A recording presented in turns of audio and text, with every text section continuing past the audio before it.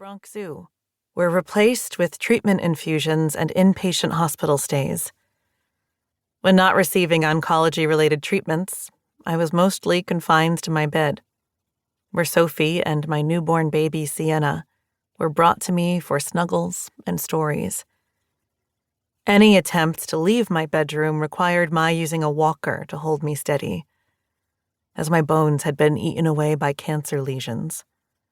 My body was literally breaking down and falling apart.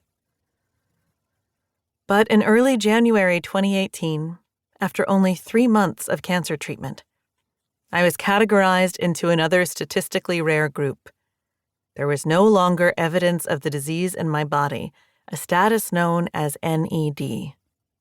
This extraordinary treatment outcome occurs in only 5.5% of metastatic breast cancer patients. My loving family and friends were overjoyed by the miraculous news. But the whiplash from living to dying to possibly living again resulted in a state of perpetual bewilderment. I could make no sense of the facts that were my life. What in the hell had just happened? I had encountered this overwhelming sense of confusion and shock in my clinical psychology practice. As a specialist in trauma therapy, I had more than 20 years of experience working or volunteering with traumatized populations and patients.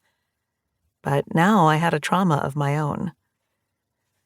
According to the 5th edition of the Diagnostic and Statistical Manual of Mental Disorders, DSM-5, psychological trauma involves an exposure to actual or threatened death, serious injury, or sexual violence. Typically, the reaction to threat almost instantaneously activates the body's sympathetic nervous system, also referred to as the fight or flight response. When you perceive a threat, either real or imagined, your sensory system relays a message to your brain, specifically the cerebral cortex, responsible for rational thought, which thereafter sends an alarm to the amygdala, a brain structure involved in emotion processing. Fight or flight is a hardwired mechanism present in all mammals, during which the body reacts to danger by fighting the threat or escaping to safety. This involuntary response results in a formidable surge of energy that serves us well in times of peril. For example, if you accidentally place your hand on a hot stove, pain-sensory neurons in your brain send off a message to the spinal cord and then specific brain regions regarding the location and intensity of the burn. This automatic pain response results in you swiftly removing that hand from the source of injury within a half-second from initial contact.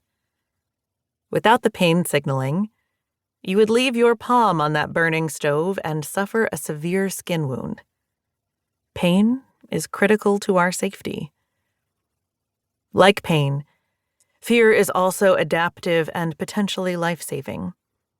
Yet, despite its adaptiveness, fight or flight may be an insufficient response in traumatizing circumstances, such as when a child is subjected to sexual abuse, a soldier witnesses an atrocity at war, or an adult is involved in a near-fatal car crash. In these highly traumatic situations, the fight or flight system is activated, but the ordinarily protective body reactions are rendered inadequate. Trapped in a horrifying circumstance, a profound sense of helplessness and abject terror ensues.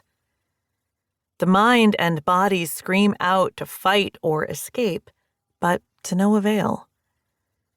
Instead, we experience a loss of faith in the notion of safety in our bodies, and perhaps a generalized fear of the world at large.